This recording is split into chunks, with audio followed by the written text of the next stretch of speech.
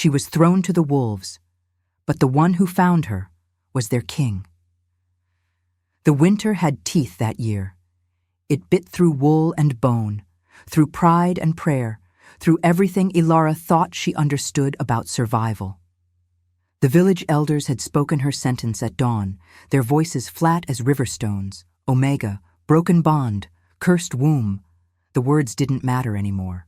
What mattered was the sound of the gate closing behind her, iron against iron, final as a coffin lid. She walked north because south led back to shame, and east meant the mines where girls like her disappeared into darkness. North was mountains, north was wolves, north was a cleaner death. The snow began at midday, soft at first, then vicious. By nightfall, she could barely see her own hands. The forest closed around her like a fist, pine branches heavy with ice, the wind carrying voices that weren't quite human. She found the cave by accident, stumbling through a gap in the rocks, her feet numb, her lungs burning with cold. Inside, the darkness was absolute.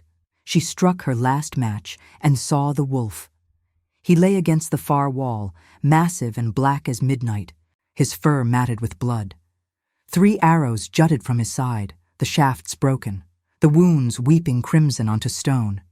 His eyes opened at the light, amber, ancient, impossibly aware, not animal, not entirely. Ilara should have run. Instead, she knelt. "You're dying," she whispered. The wolf's breath came in shallow gasps.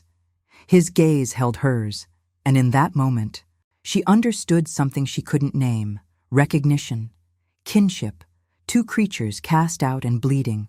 She worked through the night. Her rejected bond had left her with nothing but the clothes on her back and a small pack. Thread, a needle, herbs her grandmother had taught her to use.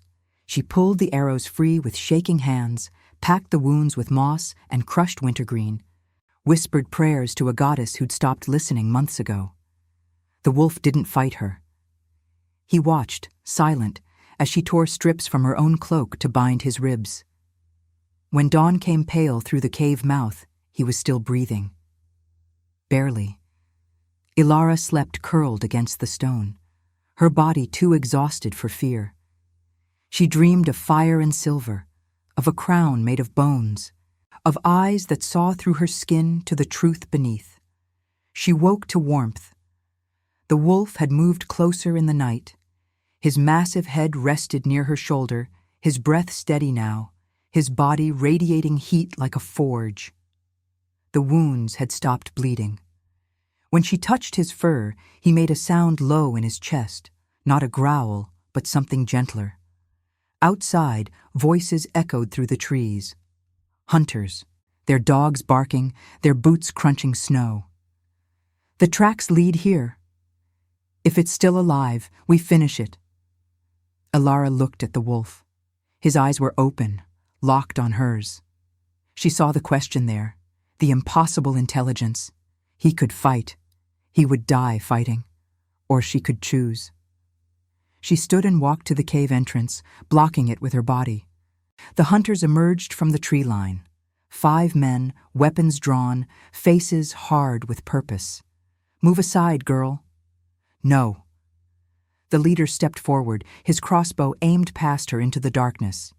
"That beast killed 3 of our pack. It dies today." "Then you'll have to kill me first." The wind rose, carrying snow like broken glass.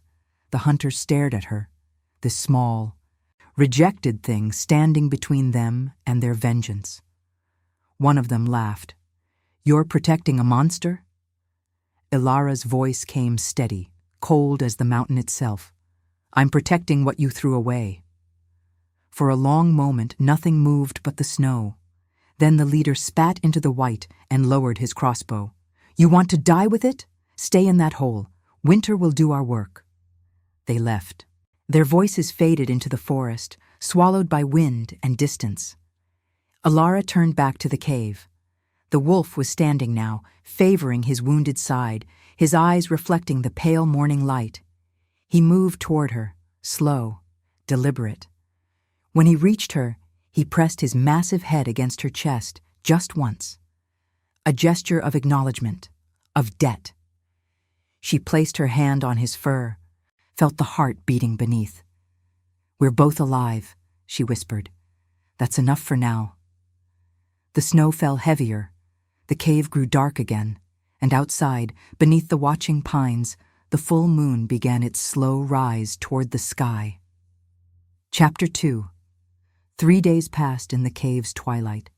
Alara rationed the dried meat and roots in her pack, melted snow for water, kept the fire small so the smoke wouldn't draw attention. The wolf, she'd started thinking of him as Sentinel, though she didn't know why, grew stronger each day. His wounds closed with impossible speed, the flesh knitting together in ways that defied nature. On the 4th morning, she woke to find him gone. Panic seized her chest. She stumbled to the cave mouth, calling his name into the white silence. Nothing answered but wind. Then she saw the deer. It lay in the snow just beyond the entrance, throat cleanly torn, still warm. Fresh kill. Offering. She turned and found him watching from the tree line, his black form nearly invisible against the shadows.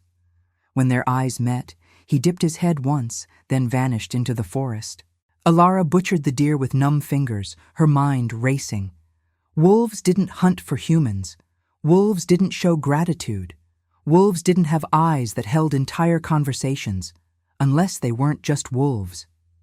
The stories her grandmother told flickered through her memory. The old bloodlines, the shifters who walked between forms, who served under kings crowned by the moon herself. Fairy tales, she'd always thought. Explanations for disappearances and strange tracks in the snow. But fairy tales didn't leave fresh venison at your door. That night, he returned.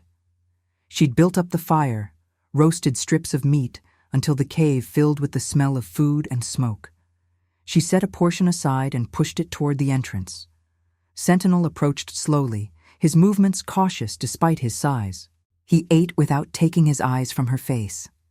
When he finished, he settled by the fire, and for the first time since her exile, Alara felt something other than cold. "You understand me, don't you?" she asked quietly. His ear flicked. Agreement. "The hunters, they called you a killer." He lowered his head, and she saw it then. Shame. Grief. The weight of something that couldn't be explained without words. Alara moved closer, crossing the invisible line that separated prey from predator. She knelt beside him, her hand hovering over his scarred shoulder.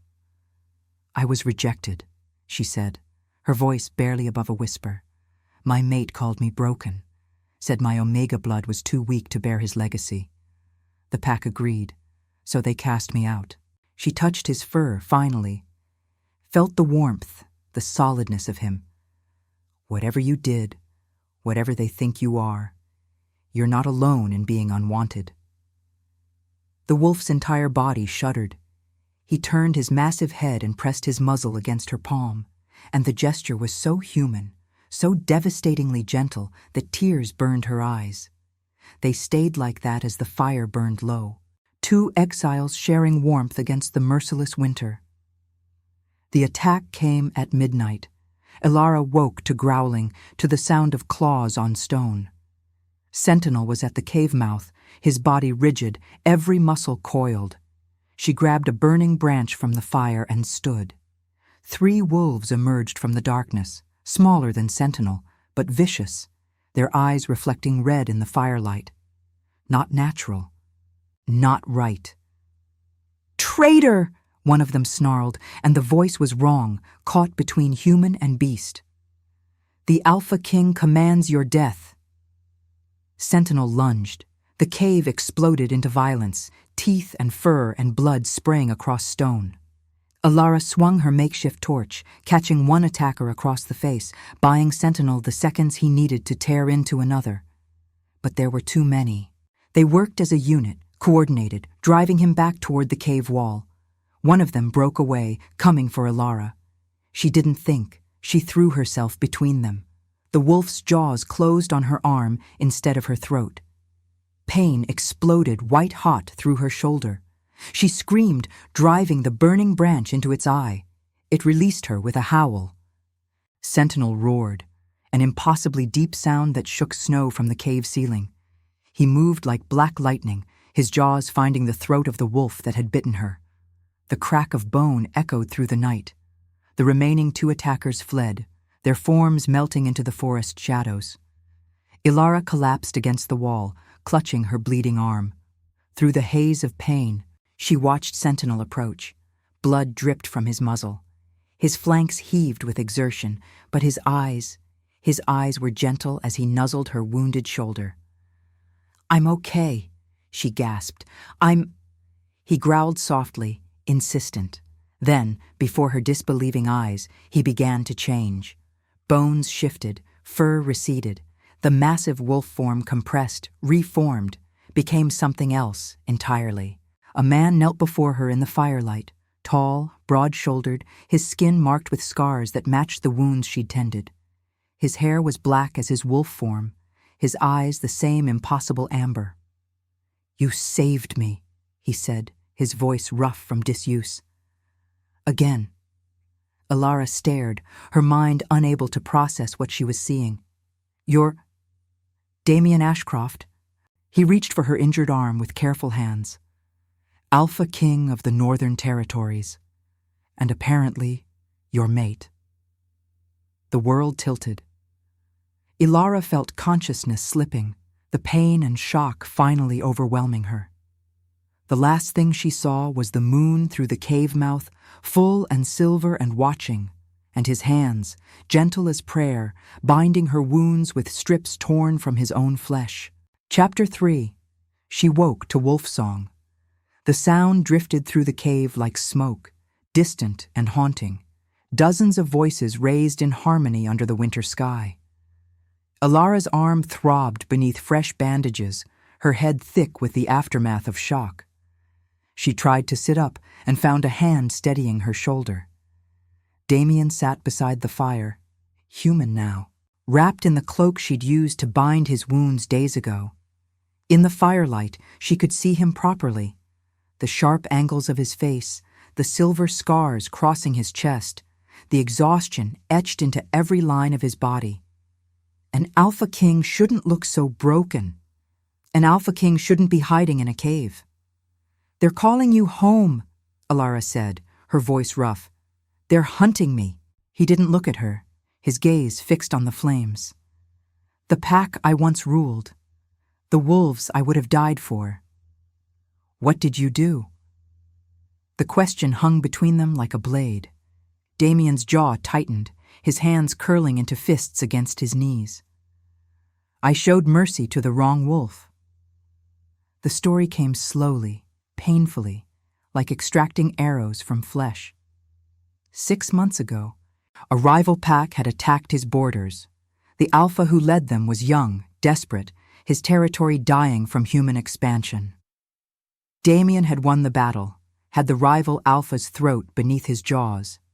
The old laws demanded death. His council demanded blood. He'd chosen exile instead. The council called it weakness. Damien continued, his voice hollow. Said I'd dishonored our ancestors, broken the ancient codes. They voted to remove me. When I refused to step down, they sent assassins. He finally looked at her, and his eyes held centuries of weariness. "I've been running for 3 weeks. Those hunters you saved me from?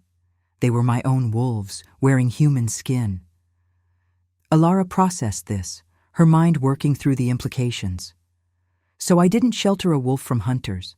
I sheltered a king from his own throne. A dethroned king." Damien's laugh was bitter.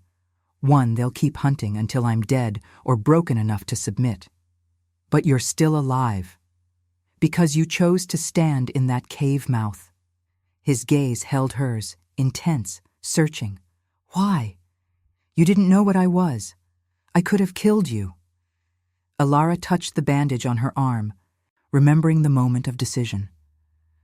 "I was rejected because they said I was too weak to matter, too broken to have value."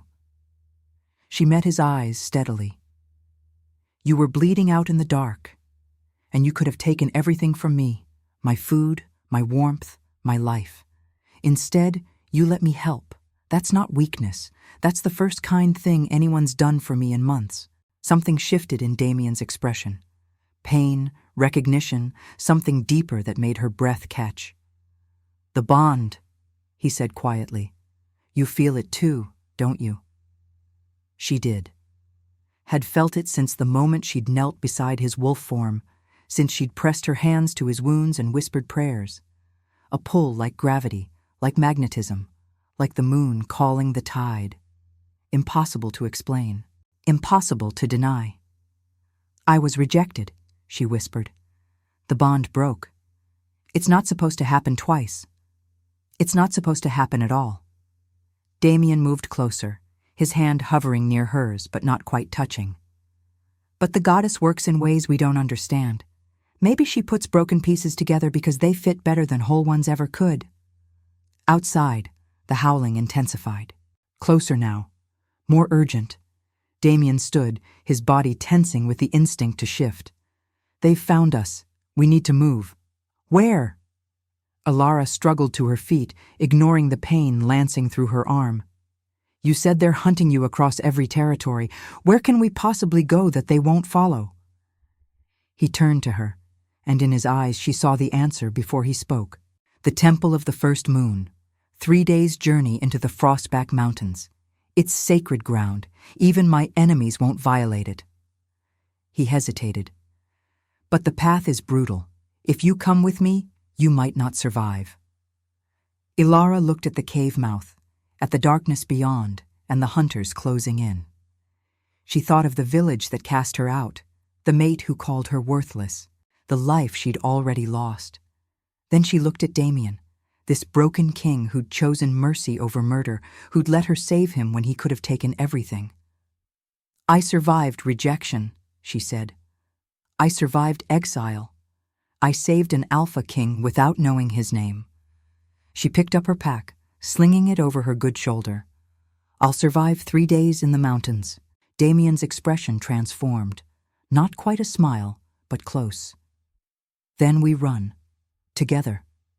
He shifted in a heartbeat, his human form dissolving into the massive black wolf. He knelt, offering his back. Alara climbed on, her fingers tangling in his thick fur. She felt his muscles bunch beneath her, felt the power coiled in every inch of his body. For what it's worth, she whispered against his ear, I think mercy makes you more of a king than killing ever could. He turned his head, his amber eyes meeting hers one last time before they fled into the night. Then he ran. The forest blurred past in streaks of white and black. The howls of the hunting pack echoed behind them, growing distant, then fading entirely as they climbed higher into the mountains. The moon rose full and silver above the trees, illuminating their path like a blessing. Alara held on tight, her heart pounding against her ribs. She didn't know what waited at the temple, didn't know if they'd make it 3 days through winter's teeth, but she knew one thing with absolute certainty. She would rather die running beside this broken king than spend one more moment in the safety of rejection. And now, I invite you to leave a trace of your presence in the comments. Tell us where in the world you're watching from and the exact hour you hear this story. We wish to know how far these northern confessions travel and at what moments of the night they find you. Chapter 4. The Frostback Mountains earned their name.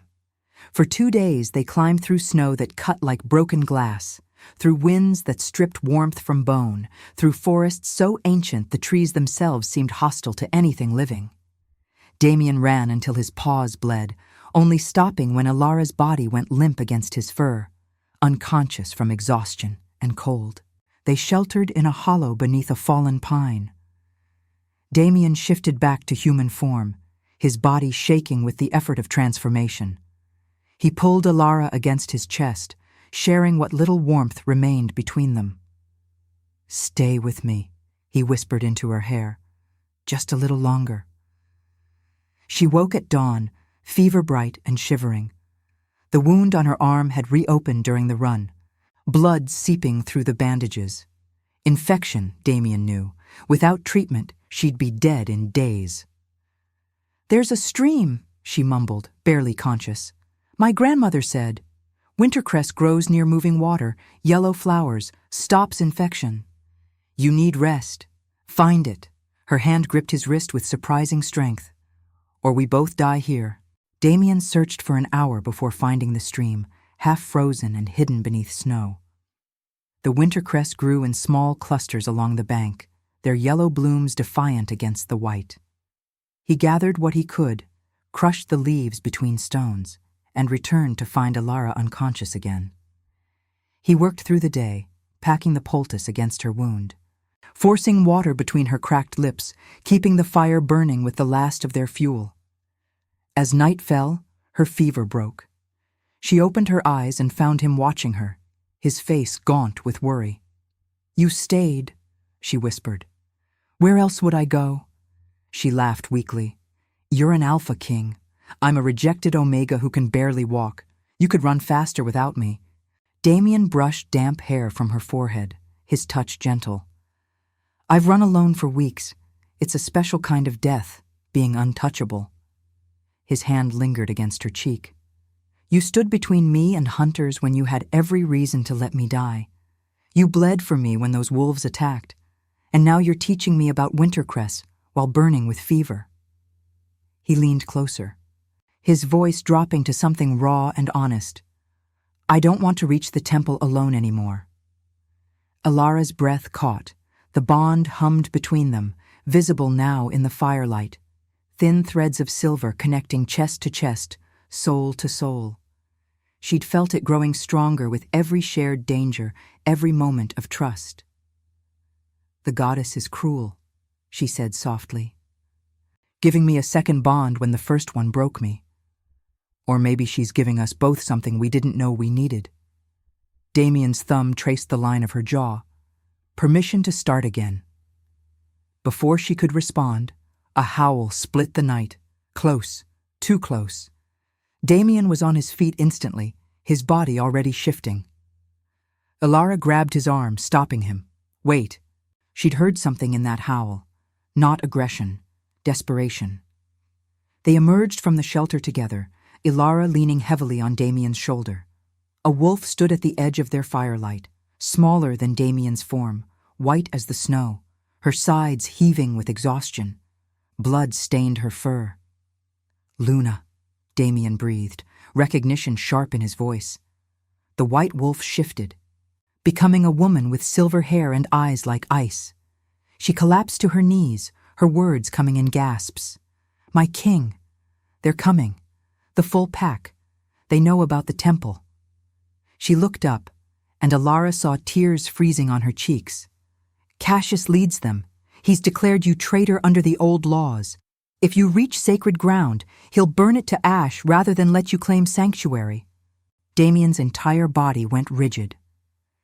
"Cassius wouldn't violate the first moon's temple. Even he respects power." Luna's voice was bitter. "And you showed mercy to the wolf who killed his brother. He'll destroy anything to see you dead." The name Cassius hung in the air like poison.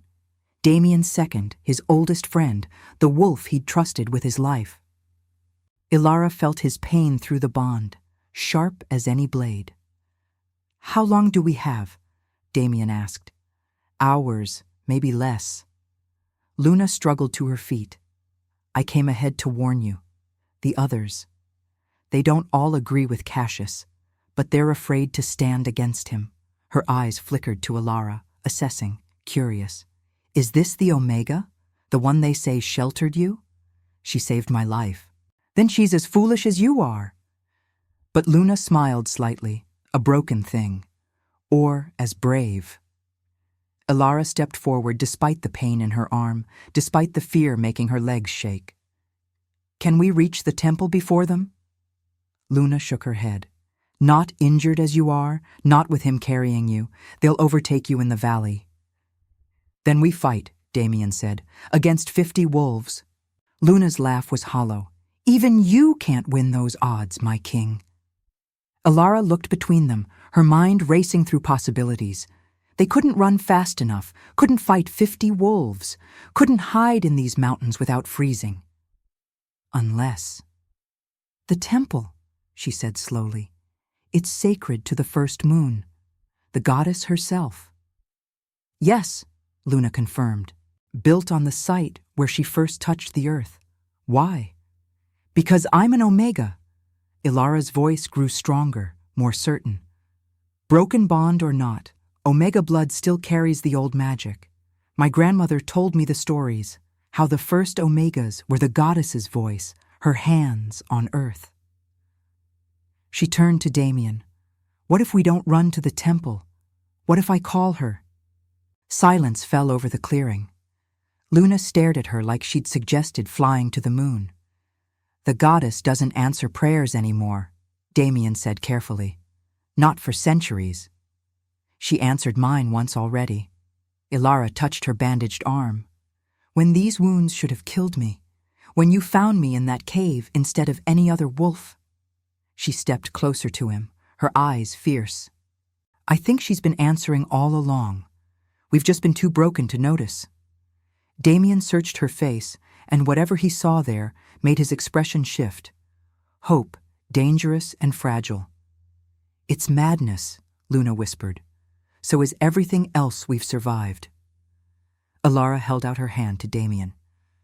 Trust me one more time. He took her hand without hesitation. I trusted you in a cave when you were a stranger. I'll trust you now when you're… He paused, the word hanging unspoken between them. When I'm what? His eyes reflected the firelight, warm as amber. When you're mine. The bond flared silver between them, bright as moonlight, and in the distance, the hunting pack's howls grew closer. Chapter 5. They built the circle at midnight under the full moon's eye. Luna helped despite her wounds, dragging stones from the frozen stream to form the sacred pattern, 9 stones arranged in the goddess's sigil with space in the center for a supplicant. Ilara worked with numb fingers, remembering the rituals her grandmother had whispered about in firelight. Forbidden knowledge. Dangerous prayers. If this fails, Luna said quietly, arranging the final stone, Cassius will find us at our most vulnerable. If this fails, we were dead anyway. Ilara stepped into the circle's center, feeling the ancient power humming beneath the snow. At least this way, we die trying something impossible. Damien circled the perimeter, his senses extended, tracking the approaching pack. They had perhaps an hour before the first wave arrived. An hour to accomplish what hadn't been done in 200 years. What do you need? He asked. Ilara looked at him, at this broken king who'd chosen mercy over murder, who'd trusted her when the world had called her worthless. The bond between them sang with possibility.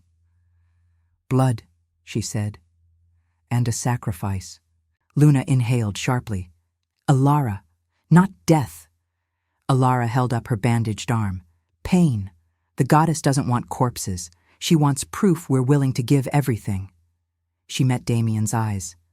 Your blood and mine, mixed and offered freely. Damien didn't hesitate. He shifted halfway, just enough for his claws to extend, and drew them across his palm. Blood welled dark against the snow. He offered his hand. Ilara unwrapped her bandaged arm, the wound still raw and weeping. She placed her hand in his, their blood mixing, warm against the winter cold. What do I say? She asked. The old words. Luna's voice was distant, remembering. First moon, bright mother, silver queen who walks between the stars. We are broken, but not destroyed. We are cast out, but not forgotten. Hear us in the darkness. Answer us in the light. Ilara repeated the words, her voice steady despite her fear. As she spoke, she felt something shift in the air, a presence, vast and watching, ancient as the mountains themselves. The blood on their joined hands began to glow silver, like moonlight made liquid. Damien felt it too. His eyes widened, amber reflecting white-hot brilliance. It's working, Luna breathed. The circle of stones erupted with light. 9 pillars of silver flame shot skyward, illuminating the clearing like day. The temperature dropped so fast that frost formed on their skin, their breath turning to ice crystals in the air. And then she was there, not physically, not in flesh, but present nonetheless, a consciousness so immense that Ilara's mind struggled to comprehend it. The first moon, the goddess, the being who'd created the bond between wolf and human, who'd written the laws in starlight and blood. Words formed directly in Ilara's mind, not spoken but understood.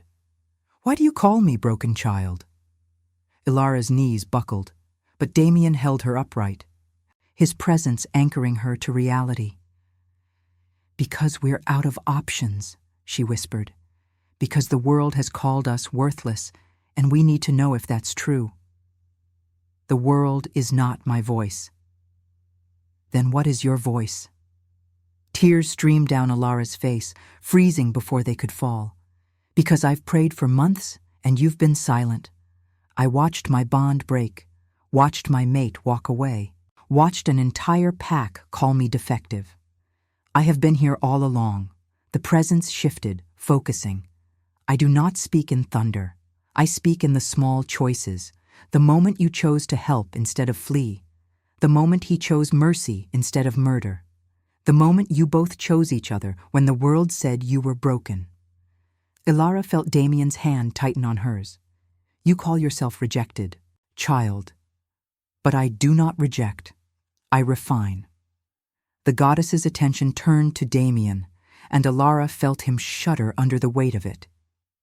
"You call yourself dethroned, king, but crowns are not given by councils. They are earned in the moments no one witnesses, in the choices made when everything is lost." Light poured from their joined hands, spreading across the snow in intricate patterns, the history of their bond, the path that had led them to this moment. Ilara saw herself in the cave, kneeling beside a dying wolf, saw Damien facing his council, choosing exile for a rival, saw the threads of silver that had been pulling them together long before they'd met. The pack that hunts you serves fear, not faith. But you two, the goddess's voice held something like warmth. You serve each other, and in doing so, you serve me. "What do we do?" Damien asked, his voice raw. "How do we survive this?" "By becoming what you already are, not king and omega, not rejected and dethroned, but partners, equals. Two halves of a whole that was meant to remake the world." The light intensified, burning through the darkness. Ilara felt power flooding into her blood, into the bond, into the very marrow of her bones. Not healing, transformation. Her broken bond didn't repair. It evolved into something new, something stronger, something that had never existed before. Beside her, Damien gasped as his own transformation began. The guilt he'd carried, the shame of being dethroned, burned away like frost under sunlight. What remained was purpose, clarity, the absolute certainty of his path. "They come for you with numbers and rage," the goddess said, "but you have something they will never understand. You have chosen each other freely, without obligation or hierarchy. That bond is unbreakable." "What does that mean?" Luna asked, her voice awed. "It means loyal one, that an alpha king bonded to an omega who was rejected becomes something new, something the old laws never anticipated." The presence began to fade, pulling back like the tide. "Fight them not with claws, but with truth. Show them what mercy looks like when it refuses to break." The light vanished. The pillars of silver flame died. Ilara and Damien collapsed together in the center of the circle, their joined hands still glowing faintly, their bond now visible to anyone with eyes to see. A silver thread connecting their hearts, pulsing with shared heartbeat. Luna stared at them, her expression shifting from shock to understanding to something like reverence. "The Pathfinder bond," she whispered. "The old stories. I thought they were myths." Damien helped Ilara to her feet. She felt different, stronger, clearer, like she'd been living her whole life slightly out of focus, and now everything had sharpened. The wound on her arm had sealed completely, leaving only a silver scar that matched the pattern of their bond. "What's the Pathfinder bond?" Alara asked. "A bond that makes both partners equal," Luna said. "Not alpha and omega, not dominant and submissive. Partners who share everything: strength, wisdom, power. The councils banned talk of it centuries ago because it threatened the hierarchy." She looked at Damien. "If Cassius sees this, he'll either submit or destroy you both. There's no middle ground." "Then let him see." Damien's voice was steel wrapped in silk. He turned to Alara, his eyes burning gold. "No more running. We face them here." "And say what?" "The truth." He touched her face gently. "That mercy isn't weakness. That bonds form in caves and suffering, not in ceremonies. That an alpha king can learn from a rejected omega what it means to actually rule." The first howls erupted from the forest. The hunting pack had arrived. Damien shifted to his wolf form, massive and black, his eyes gleaming amber. Luna shifted beside him, white as snow. They flanked Alara, protecting her. But Alara stepped forward, out of their protection, into the open. "No," she said. "This time I stand in front." The hunting pack emerged from the trees like shadows made flesh, 50 wolves, their eyes reflecting red in the moonlight. At their head walked a wolf larger than any except Damien, his fur silver gray, his bearing radiating dominance. Cassius. He shifted to human form, tall and scarred, his face twisted with rage and grief. "You bring the traitor to heel," he snarled at Luna, "or you die with them." "There is no traitor here," Luna said quietly. "Only a king who chose mercy, and an omega who reminded him why that matters." Cassius's eyes found Alara, and she felt the weight of his hatred. "The broken girl? She's the reason you violate sacred ground? She's the reason 50 wolves stand ready to die?" Alara met his gaze, unafraid. "I'm the reason your king still lives. I'm the reason mercy hasn't died completely from the world. And I'm the reason." She looked at Damien, at the silver thread connecting them. "I'm the reason you have a choice to make right now." "What choice? Between the old world and the new one?" Alara's voice rang clear through the clearing. "Between hierarchy and partnership. Between ruling through fear or leading through truth." The full moon reached its zenith, bathing them all in silver light. And Alara began to glow. Chapter 6. The light came from the bond itself. Silver threads spread from Alara's chest like roots seeking water, visible to every wolf present. They stretched across the clearing, seeking, searching, testing. Where they touched the hunting pack, wolves flinched back, some in fear, some in wonder. One by one, the threads found something: the broken places, the wounds each wolf carried, the grief of Cassius's brother, dead at the fangs of the rival alpha, the shame of a young wolf who'd failed his first hunt, the guilt of Luna, who'd served a council that betrayed their king, the fear of a mother wolf whose pup had been taken by human traps. Alara saw them all, felt them all, every wound, every failure, every moment of rejection that made the hunting pack what they were. "This is what the goddess showed me," she said, her voice carrying despite its softness. "You're not hunting a traitor. You're hunting your own pain. And you think if you kill Damien, if you destroy mercy itself, somehow it will hurt less." Cassius snarled, his body tensing to shift. "You know nothing of our pain." "I know everything about it." Alara stepped forward, and the silver light intensified. "I was rejected by my mate, cast out by my pack, left to die in the snow because they said my blood was too weak to matter." She met each wolf's eyes, one by one. "Every single one of you has been broken by the old laws, by the hierarchy that says some lives matter more than others, by the codes that demand death instead of mercy." Those laws kept us alive for centuries, a wolf called from the crowd. Those laws made you survivors, Damien said, shifting to human form beside Alara. His voice carried the weight of authority even without a crown. But they forgot to make you whole. He stood there naked in the snow, scars crossing his chest, blood from their ritual still marking his palm. Not regal, not distant, completely, vulnerably human. I chose mercy for the rival Alpha because his pups were starving, because human expansion had destroyed his territory and he attacked out of desperation, not malice. Damien's voice didn't rise, but every wolf listened. The old laws said kill him, make an example, show no weakness. And I looked at him, throat under my jaws, and I saw myself. I saw every wolf here, desperate, afraid, doing whatever it took to protect what we love. "He killed Cassius's brother," someone shouted, "and I'll grieve that death for the rest of my life." Damien looked directly at Cassius. Marcus was my friend too, but killing another alpha wouldn't bring him back. It would just add more blood to a cycle that never ends. He took a step forward. "When does it stop, Cassius? When does the killing finally satisfy the pain?" Cassius's human form trembled with rage and grief. "When you're dead. When the wolf who showed weakness is gone and we can go back to being strong." "You think I made you weak?" Damien's laugh was bitter. "Look around. 50 wolves hunting one injured king and a rejected Omega.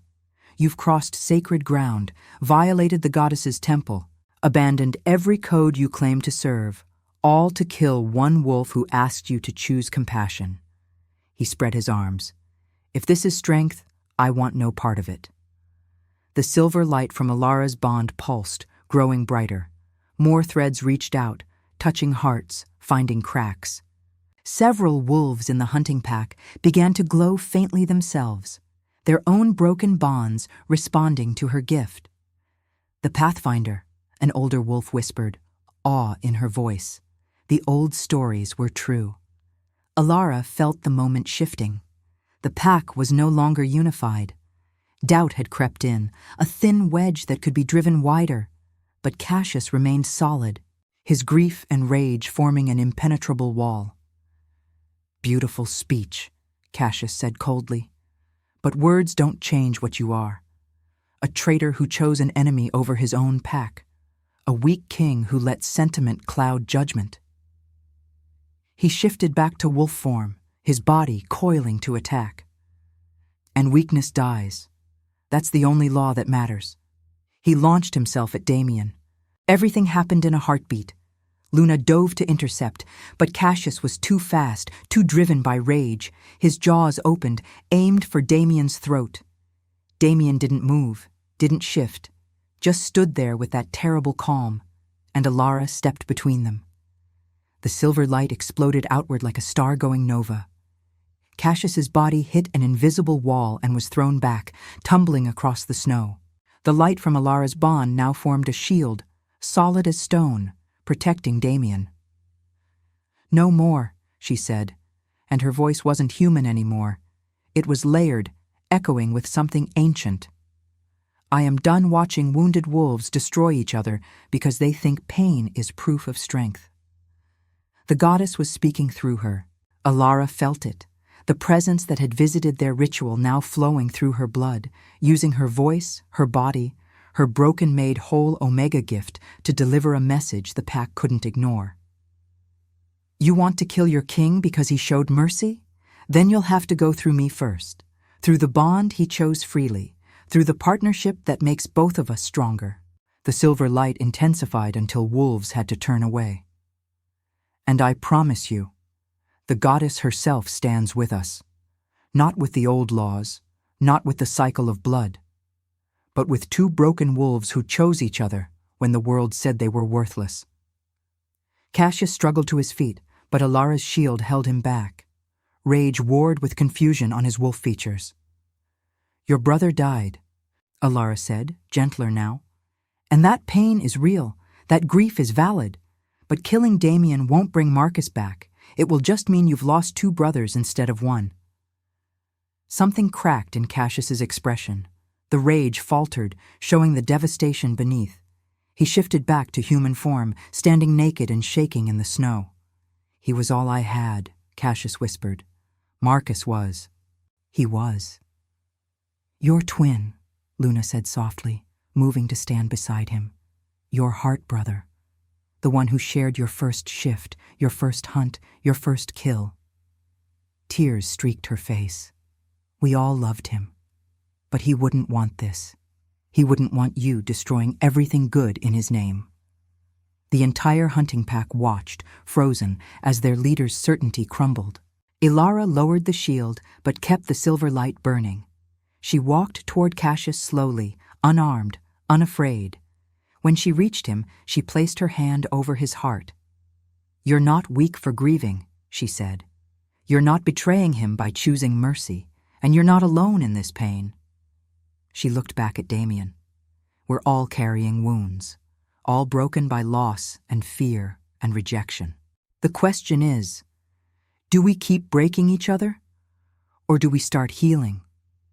Cassius looked down at her hand, at the silver light flowing from her touch into his chest. She was sharing the bond, not creating a new one, but showing him what partnership felt like, what it meant to carry pain together instead of alone. "I don't know how," he whispered. "Neither did we." Damien joined them, placing his hand on Cassius's shoulder. "But we're learning, together." The full moon watched from above, silent and patient. And slowly, impossibly, Cassius's knees buckled. He collapsed into Damien's arms and wept, deep, wrenching sobs that carried months of suppressed grief. Damien held him, and Ilara kept her hand over his heart, and Luna pressed close. And the silver light wrapped around them all like a blanket. One by one, the hunting pack lowered to their bellies, not in submission, in witness, watching their leader finally release the pain that had been driving him to destruction. When Cassius finally raised his head, his eyes were clear for the first time in months. "What now?" he asked hoarsely. Damien smiled, tired but genuine. "Now we go home, all of us, and we rewrite the laws that broke us. Comment Luna if you'd walk through the storm for someone who saw your worth." Chapter 7. The journey back to Packlands took 5 days through mountain passes that should have killed them. But the bond between Ilara and Damien burned like a compass, guiding them through whiteouts and avalanche-prone slopes. The hunting pack traveled with them, no longer pursuers but witnesses to something unprecedented.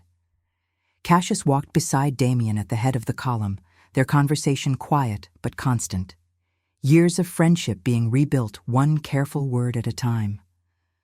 Luna ranged ahead, scouting the path, her white form nearly invisible against the snow. And Ilara walked in the center of it all, feeling the threads of 50 different wolves' pain and hope tangling with her own. She'd become something she didn't fully understand yet. The pathfinder, the bridge between broken and whole. Every wolf who came near her felt it, the gentle pressure of the bond seeking their wounds, offering not to heal, but to acknowledge. To say, "Your pain matters. Your story isn't finished." On the 3rd night, camped in a valley sheltered from the wind, an older wolf approached the fire where Ilara sat mending her torn cloak. She shifted to human form, a woman with gray-streaked hair and eyes that had seen too much. "I was there," the woman said without preamble. "When your mate rejected you, I was in the circle of elders." Ilara's hands stilled on the fabric. She recognized the woman now. Vera. The pack's memory keeper. "I voted to exile you," Vera continued, her voice steady despite the shame in her eyes. "I followed the old laws, said your broken bond proved you were defective." She sat across from Ilara, firelight carving deep lines in her face. "I need you to know I was wrong. You followed your beliefs. I followed fear disguised as tradition." Vera's hands twisted in her lap. "I've kept pack records for 40 years. I've watched us exile dozens of Omegas whose bonds broke for reasons we didn't understand. Watched us sacrifice mercy for the illusion of purity. She looked up, meeting Alara's eyes. And I've watched our bloodlines grow weaker with each generation, because we kept throwing away the very wolves who might have saved us. Alara felt the truth of it through the bond. Vera's grief was ancient, accumulated over decades of silent compliance. Why are you telling me this? Because you're going back.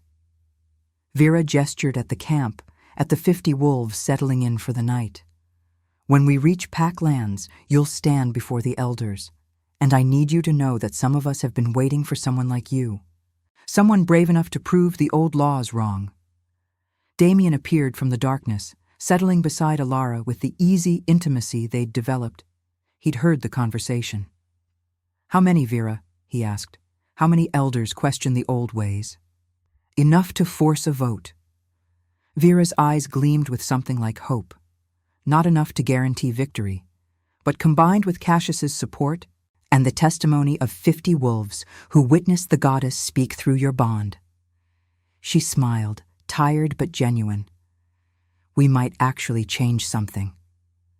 After Vera left, Alara leaned into Damien's warmth. They sat in comfortable silence, watching the fire turn to embers. Are you afraid? He asked eventually, terrified. Alara laced her fingers through his. They rejected me once. What if they do it again? Then we leave together. Damien's voice was absolute. But I don't think they will.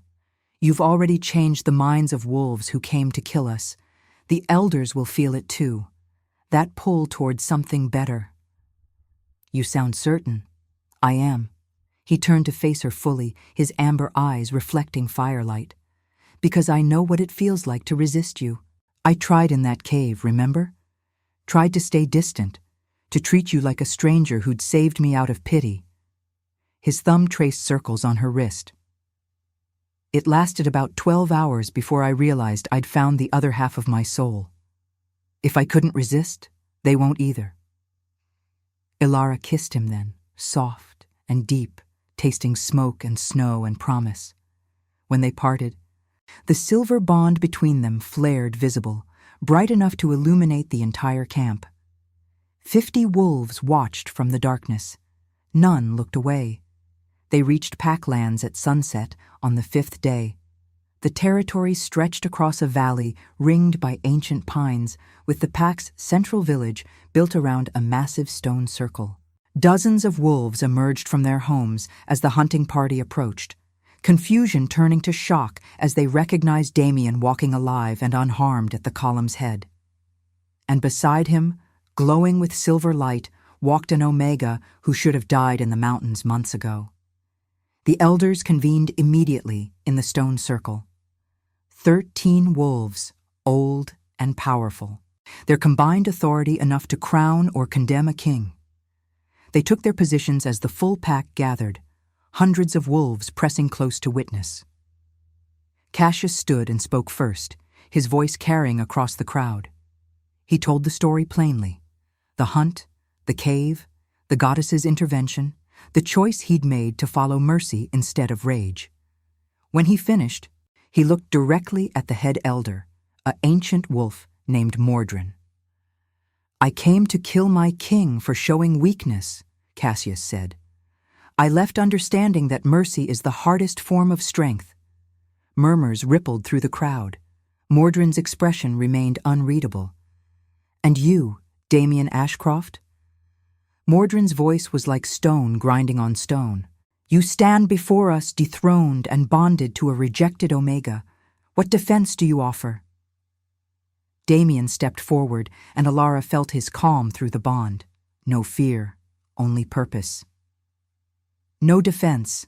I stand here as proof that the old laws are incomplete. He gestured to Alara.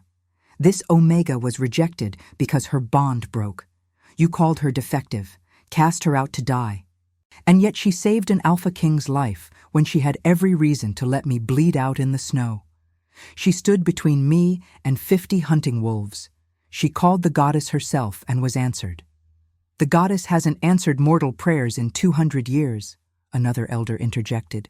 Then perhaps she was waiting for someone worthy to call. Damien's voice hardened. Someone who'd survived rejection and chose compassion anyway. Someone who proved that broken doesn't mean worthless. Ilara felt the moment coming. The choice that would define everything.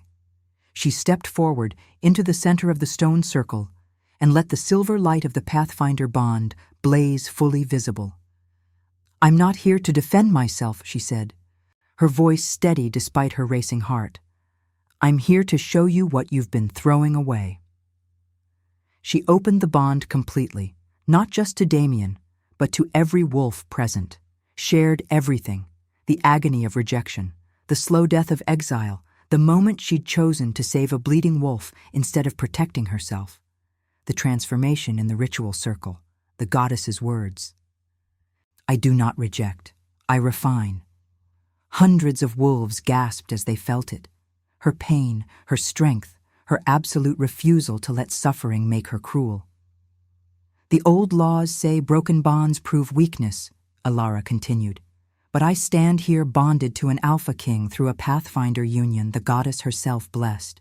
The old laws say Omegas are lesser, but I sheltered your king, healed his wounds, and stood between him and death." She turned slowly, meeting the eyes of everyone present. "So I ask you, which is weaker? The Omega who survived rejection and chose kindness? Or the pack that needs the old laws to feel strong?" Silence fell across the valley. Even the wind seemed to hold its breath. Mordrin stood slowly, his ancient body unfolding with deliberate precision. He walked to the center of the circle, standing before Ilara. She didn't flinch, didn't lower her eyes, just met his gaze with quiet defiance. "You accuse us of weakness?" Mordrin's voice was dangerous. "I accuse you of fear." Ilara's voice didn't waver. "Fear that if you admit the old laws are wrong, everything you've built will crumble. But it's already crumbling. Your bloodlines are weakening. Your young wolves are leaving for human cities. Your territories shrink every year." She gestured at the gathered pack. "And you keep sacrificing the very wolves who might save you, the ones who question, who feel too deeply, who choose mercy over murder. And what would you have us do, rejected Omega?" "Stop rejecting." Ilara's voice rose, passionate and clear. "Stop throwing away wolves because they don't fit your narrow definition of strength. Start seeing broken bonds not as failures, but as opportunities, chances for the goddess to create something new." She placed her hand over her heart, over the silver light. "I was rejected, exiled, and left to die, and I became the bridge that saved your king, turned your hunting pack from murderers to witnesses, and brought the goddess's voice back to your lands. Imagine what else you're losing when you exile wolves like me." Mordrin stared at her for a long moment. Then, impossibly, he smiled. "Vera told me you'd be fearless." He turned to address the Council of Elders. "I've lived 80 years, served as head elder for 40, and in all that time, I've watched us grow smaller, weaker, more afraid." He looked back at Ilara and Damien. "These two wolves, one dethroned for mercy, one rejected for a broken bond, have done what we could not. They've brought our hunting pack home united. They've restored faith in the goddess, and they've shown us that strength and compassion are not opposites." He knelt, the head elder of the pack, the oldest wolf in the valley, knelt before a rejected Omega and a dethroned king. "I vote to reinstate Damien Ashcroft as Alpha King," Mordrin said, "and I vote to recognize the Pathfinder bond as sacred and equal. Let it be written into the new laws. Rejection is not exile. Broken bonds are not endings, and mercy is not weakness." One by one, the other elders knelt. Not all of them. 3 remained standing, faces hard with resistance, but 10 knelt, more than enough. The pack erupted, not in violence, but in howls, Hundreds of voices raised to the darkening sky, celebrating, mourning, releasing decades of accumulated pain and fear. Damien pulled Alara against him, his forehead pressed to hers. "You just rewrote 500 years of law in one speech." "We did," she corrected. "You chose mercy first. I just helped everyone else see it." That night, under the full moon, they held a ceremony unlike any in Pack history. Damien was recrowned, not by the elders alone, but by acclamation. Every wolf who believed in the new path pressed forward to acknowledge him. And beside him, Alara received her own crown, not of gold or bone, but of woven silver branches, blessed by Mordrin himself. The first Pathfinder officially recognized in 2 centuries. Luna approached as the celebration continued, carrying 2 small cups of ceremonial wine. "To new beginnings," she said, offering them. "To the wolves who made them possible," Damien replied. They drank together as the pack danced around them, as the moon watched approvingly, as the silver bond between them burned bright enough to illuminate the entire valley. Alara looked out at the celebration, at Cassius laughing with young wolves, at Vera recording everything for the pack's history, at dozens of rejected and broken wolves being welcomed back from exile, and felt something she hadn't experienced in months. Hope. Not the fragile, desperate kind. The solid, unshakable kind that came from knowing you'd survived the worst and built something beautiful from the ruins. "What are you thinking?" Damien asked softly. "That I'd do it all again." Alara smiled up at him. "Every moment of rejection, every night in the cold, every second of pain, if it led here. To a crown? To you." She kissed him, deep and certain. "To us. To this." The celebration continued until dawn, when the pack finally collapsed into exhausted, joyful sleep. And in the center of it all, a rejected Omega and a dethroned king held each other close and dreamed of the world they were going to build together. Chapter 8. The changes came slowly at first, then faster than anyone expected. Within a week, 7 exiled wolves returned to Pack lands, drawn by rumors of the new laws. Each one carried their own story of rejection and survival. Damien and Alara met with them personally, hearing their pain, witnessing their strength, integrating them back into the pack's fabric. One was a young beta male whose empathy had been called weakness. Another was an omega female whose bond had broken after her mate's death, leaving her tainted by grief. A third was an elder wolf who'd questioned the council 20 years ago and been banished for insubordination. They all bore scars. They all glowed faintly with the silver light when Alara touched them, not creating new bonds, but acknowledging the Pathfinder gift they each carried. The ability to feel deeply, to question harmful traditions, to survive rejection and choose compassion anyway. "We're building an army of broken wolves," Luna observed one evening, watching the newcomers training with Cassius's warriors. "We're building a pack that doesn't break its own," Alara corrected. But not everyone welcomed the changes. The 3 elders who'd refused to kneel, Gareth, Sabine, and Thorn, became the nucleus of resistance. They held private councils, spreading whispers that Damien had been bewitched, that Alara's Pathfinder bond was dark magic, that the goddess's intervention had been a trick. "They're afraid," Damien said, reading the report Luna had compiled on their activities. "Everything they've built their identity on is being challenged." "Will they try to remove you again?" Alara asked. "Probably." He didn't sound worried. "But they don't have the numbers. Cassius commands the warriors. Mordrin leads the Elder Council. And you?" He pulled her close. "You have the pack's heart." It was true. Everywhere Alara went, wolves sought her out. Not for leadership, Damien held that role, but for something harder to define. Comfort, witness, the acknowledgement that pain didn't have to be hidden to be valid. She held space for a mother grieving her lost pup, sat with a warrior ashamed of his fear during battle. listened to an Omega's rage at years of being treated as lesser. And with each connection, the silver threads of the Pathfinder bond grew stronger, creating a web of healing across the entire pack. But healing wasn't peaceful.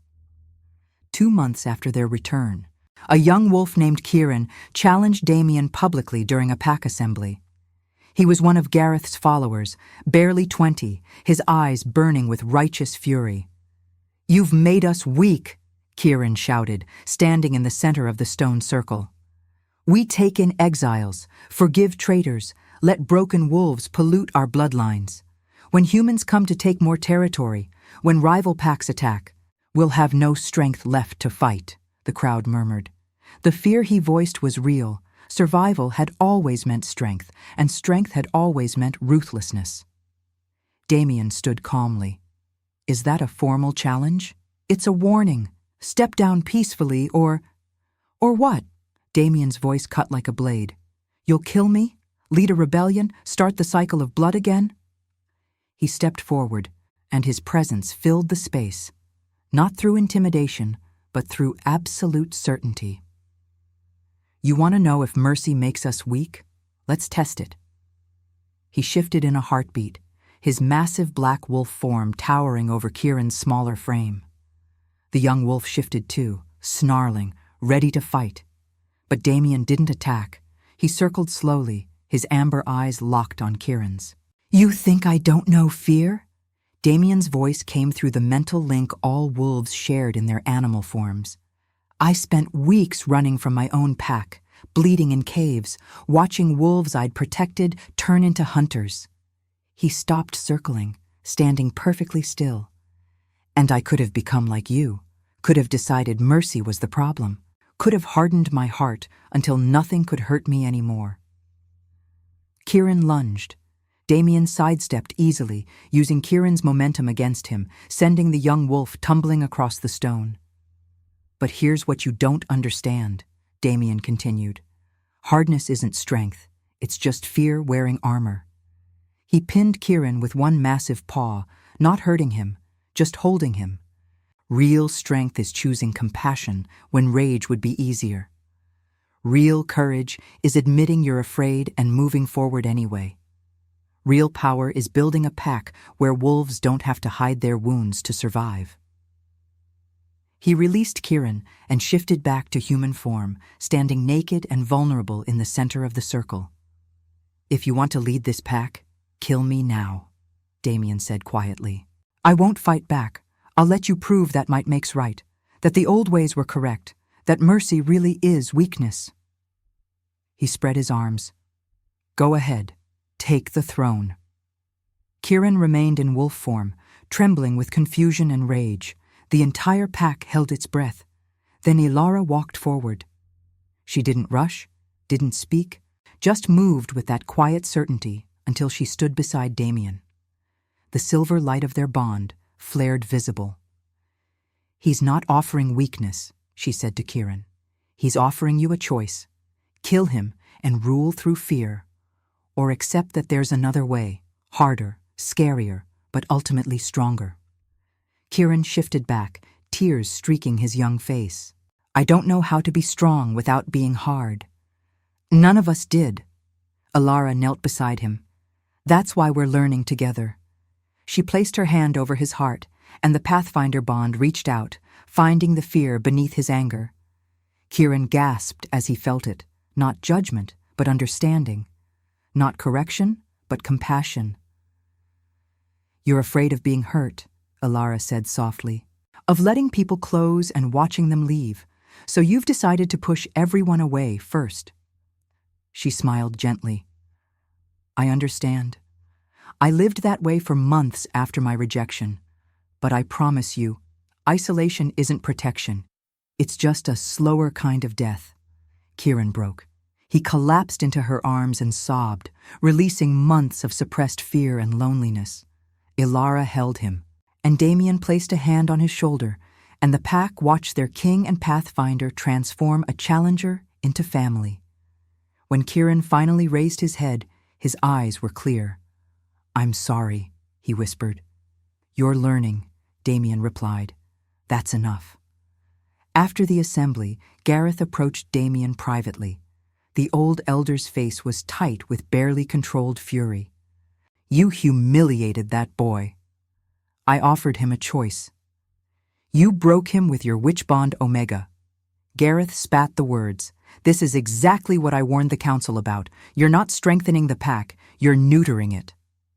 Damien regarded him calmly. "What do you want, Gareth?" "I want you to remember what you are, an alpha, a king, not a nursemaid for broken wolves."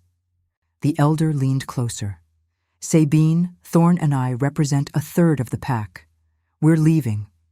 Taking our families, our warriors, anyone who still believes in the old ways. And when we establish our own territory, we'll show everyone what real strength looks like." "You're fracturing the pack over philosophy?" "We're preserving what you're destroying." Gareth's eyes held no compromise. "In 5 years, you'll lead a pack of weak, emotional wolves who can't defend themselves, and we'll have built something pure, something that remembers what made us great."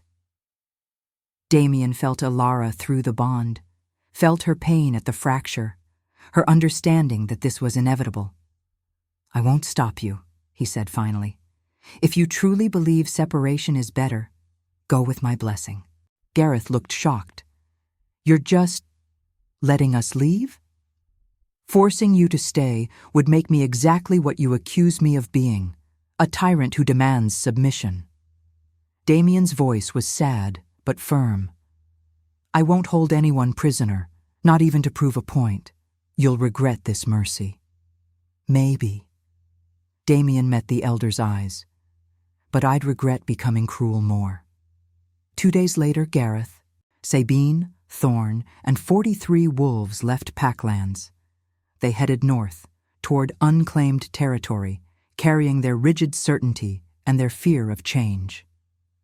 The pack that remained gathered in the stone circle to witness their departure. There was no ceremony, no ritual, just the quiet grief of family dividing itself. Alara stood beside Damien, their hands linked, and watched the procession disappear into the trees. "Did we fail them?" she asked quietly. "No." Damien's voice was certain. "We offered them something different, and they chose familiarity. That's their right." He squeezed her hand. "And maybe, in a few years, when they see what we've built, they'll come back. Or maybe they'll build something beautiful in their own way. Either outcome is okay." Luna approached, her expression troubled. "That's a significant loss. 43 wolves, including several skilled warriors and hunters." "It's also a clarification," Mordrin said, joining them. "Everyone who remains has chosen this path consciously. No more hidden resistance, no more wolves staying out of obligation." The old elder smiled. "In some ways, Gareth did us a favor." That night, the remaining pack held a feast, not to celebrate the split, but to recommit to each other. Wolves stood one by one, speaking their reasons for staying, sharing their fears and hopes, witnessing each other's choices. When it was Cassius's turn, he stood and looked directly at Damien. "I stayed because I was wrong," he said simply. "I thought strength meant never questioning, never doubting, never choosing the harder path." His voice roughened. "My brother died, and I wanted someone to blame, wanted the pain to mean something, and I almost destroyed everything good in his name." He glanced at Alara.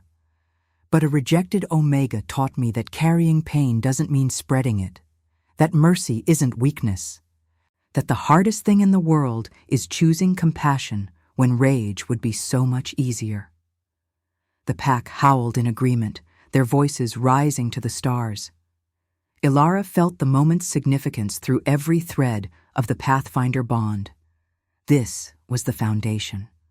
The wolves who stayed weren't perfect, weren't without doubt, but they'd chosen growth over certainty, chosen the risk of change over the safety of tradition. "What now?" she asked Damien as the feast continued. "Now we prove they made the right choice." He pulled her close, kissing her temple. We build something so beautiful, so strong, so different that even Gareth can't deny it worked. No pressure. He laughed, the sound warm and genuine. Just another impossible task for a rejected Omega and a dethroned king. Our specialty, she agreed. And under the watchful moon, surrounded by wolves who'd chosen love over fear, they began planning the future. Chapter 9. 5 years passed like water over stone, slowly reshaping everything.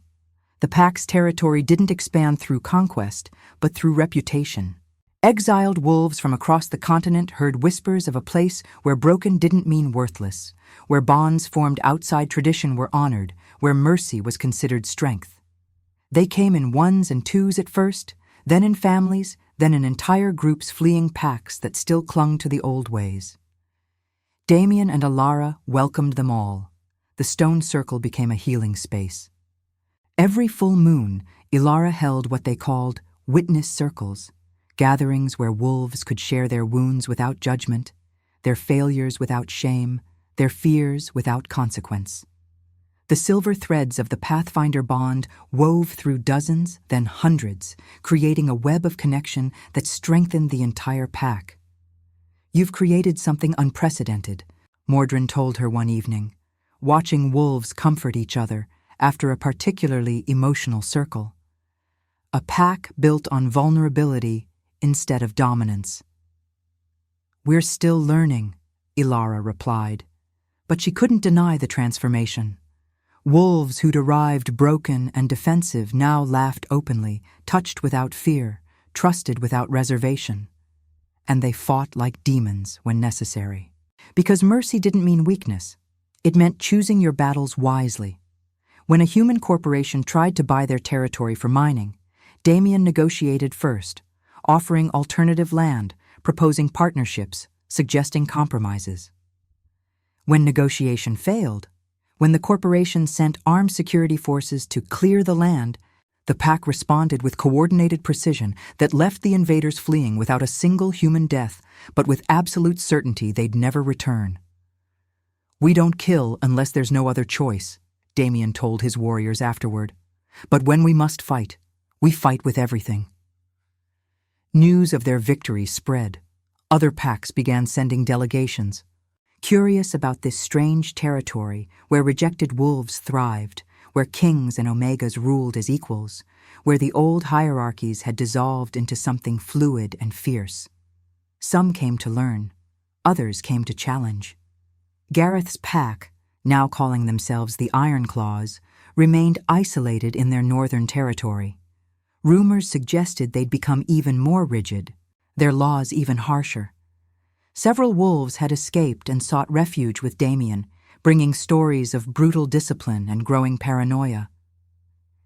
"He's building exactly what he feared you'd destroy," Luna observed. "A strong pack held together by fear." "I pray he finds peace," Damien said, and meant it. In their 5th spring, Ilara discovered she was pregnant. The news swept through the pack like wildfire. A Pathfinder Omega carrying an Alpha King's child, something that shouldn't be possible according to the old laws. Broken bonds weren't supposed to heal enough to create life. But the old laws had been wrong about many things. Ilara felt the pregnancy differently than normal Omegas described. The bond between her and Damien intensified during each month until she could feel not just his emotions, but his thoughts, his dreams, his absolute wonder at the life growing inside her. "What if I'm a terrible mother?" she asked one night, her hands cradling her barely swollen belly. "What if you're exactly what our daughter needs?" Damien replied, his hand covering hers. "Someone who understands what it means to be rejected, who survived and chose compassion anyway, who built an entire pack on the principle that broken doesn't mean worthless. You know it's a girl? I know she'll be fierce and kind and probably give us infinite trouble." He kissed her softly, just like her mother. The baby came on a full moon in late autumn. The entire pack gathered outside the birthing den, their howls rising in celebration as Alara's screams turned to a newborn's cry. Damien emerged hours later, tears streaming down his face, carrying a tiny bundle wrapped in soft furs. "Her name is Luna," he announced, his voice breaking. "For the goddess who brought her mother back to life. For the moon that witnessed our bond. For the loyal wolf who stood by us when everyone else demanded blood." "Luna," the white wolf stepped forward, her eyes shining. "I'm honored beyond words." The baby, small, perfect, her eyes already showing hints of amber, gazed up at the gathered pack with impossible awareness. And when Alara emerged, exhausted but radiant, holding another bundle, the pack fell silent. "Twins," she said, smiling. "Meet Marcus. For the brother whose death nearly destroyed us, for the chance to transform grief into joy, for the reminder that endings can become beginnings." Cassius collapsed to his knees, overwhelmed. The pack surrounded him, supporting him, as he wept and laughed and whispered thanks to a brother who died 5 years ago, but whose name would now carry forward into a new generation. The twins grew quickly, exhibiting strange gifts from the start. Luna could sense emotions before she could walk, her tiny face reflecting the feelings of everyone around her. Marcus could soothe conflicts with his presence, his baby laughter somehow diffusing tension in entire rooms. "They're pathfinders," Mordrin said, watching the twins turn a group of arguing wolves into a pile of laughing adults. "Both of them. The gift breeds true." "No," Ilara corrected gently. "They're something new. Not just pathfinders, but peacemakers, the next evolution of what we're becoming." On the twins' first birthday, an unexpected delegation arrived. 43 wolves, thin and exhausted, led by 3 elders who looked like they'd aged decades in 5 years. Gareth, Sabine, and Thorn had returned. The pack tensed, remembering the fracture. Damien stood calmly as the delegation approached, Ilara beside him, the twins playing at their feet. "We were wrong," Gareth said simply. His voice was hoarse, his proud bearing crushed. "The Iron Claws. We built exactly what we thought we wanted. Strong, pure, uncompromising." He looked at the ground. "And we've lost 15 wolves in 5 years, to rigidity, to the inability to adapt, to the same fear that drove us away from you." "You came back," Damien said, not a question. "We're begging to come back." Gareth's voice broke. "If you'll have us, if you can forgive." Alara stepped forward, cutting him off. She held baby Marcus, who reached tiny hands toward the broken elder. "There's nothing to forgive," she said firmly. "You made a choice. You learned from it. That's courage, not failure." She offered Marcus to Gareth. "Hold him. Feel what we've built here. Then decide if you still want to stay." Gareth took the baby with trembling hands. The moment Marcus touched him, the peacemaker gift activated. Silver light flowed from the child's hands into Gareth's chest, finding every wound, every regret, every moment of fear and pain from the last 5 years. The old elder gasped, tears streaming. "He's showing me. All of it. Everything I missed, everything I destroyed trying to stay strong." "Strength isn't what you thought," Damien said gently, "but you know that now. Will you take us back?" Damien looked at Alara. Through the bond, they held a conversation in heartbeats, weighed the risk, felt the pack's readiness, understood the significance. "Yes," they said together. "Welcome home." The returned wolves integrated slowly. Some struggled with the pack's openness, with the vulnerability required in witness circles, with the absence of rigid hierarchy. But others bloomed, especially the young wolves who'd known nothing but fear in the Iron Claws. Kieran, the young wolf who'd challenged Damien years ago and now served as a warrior trainer, took special interest in mentoring the returnees. "I remember what it's like," he told a teenage wolf struggling with the transition, "thinking hardness equals strength, afraid to show any weakness. But look around. He gestured at the thriving pack.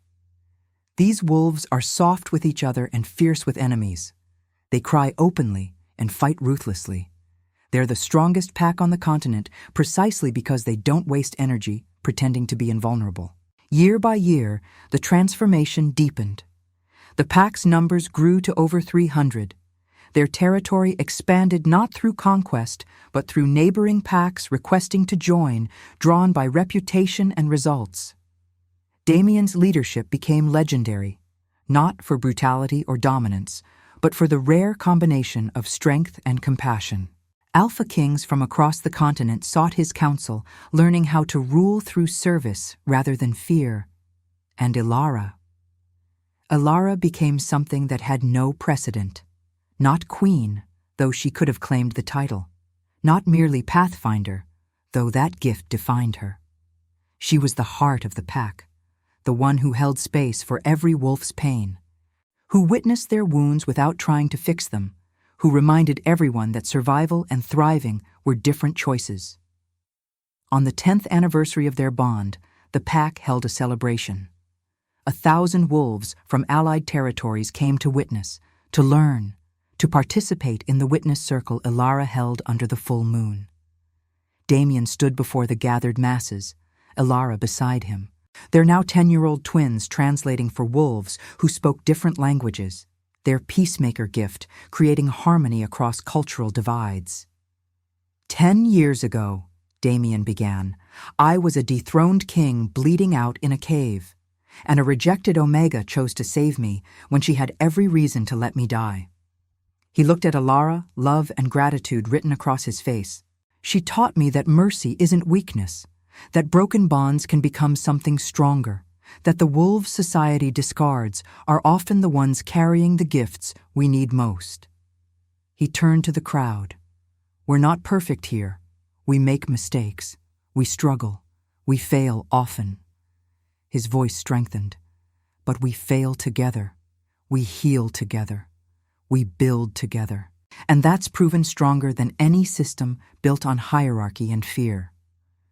Ilara stepped forward, feeling the silver threads of 1,000 wolves' bonds connecting to her Pathfinder gift. She could sense them all, their hopes, their fears, their painful histories and hard-won joys. The goddess told me something in that ritual circle 10 years ago, she said, her voice carrying clearly. She said rejection is not her voice. She said she refines, not rejects. Ilara's eyes swept across the massive gathering. Every wolf here has been broken in some way, rejected by mates, exiled by packs, betrayed by friends, wounded by life. She placed her hand over her heart. But we're proof that broken is just the beginning, that cracks are where the light gets in, that the wolves society calls worthless are often the ones who transform everything. The full moon reached its zenith. Silver light poured across the valley, illuminating 1,000 wolves standing witness to mercy, to healing, to the revolutionary idea that strength and compassion were not opposites, but partners. Damien took Ilara's hand, their bond blazing visible, brighter than any moon.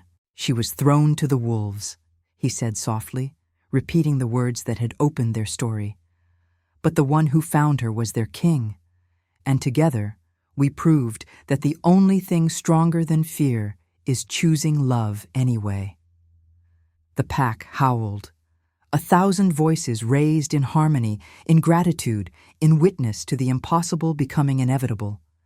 And in the stone circle's center, a rejected Omega and a dethroned king held each other close, knowing they'd done something that would echo through generations. They'd taken broken pieces and built a world. They'd chosen mercy and proved it was the fiercest form of strength.